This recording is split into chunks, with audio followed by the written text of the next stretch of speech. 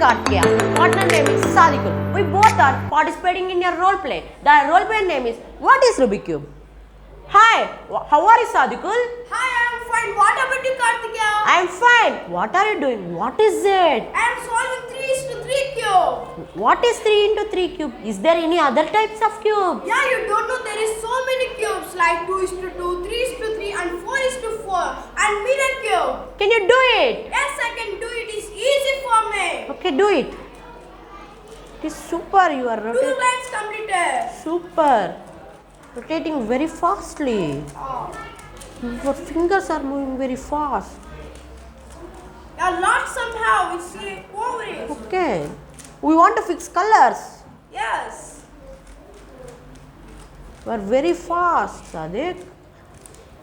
You are a master. Nice, man.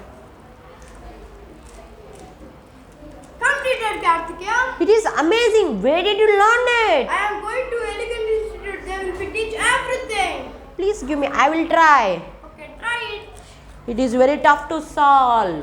Okay, you please join the Elegant Institute. They will teach everything, brain exercise and this Rubik's cube and mirror cube also. Please join. Okay, I will ask my parents to join me.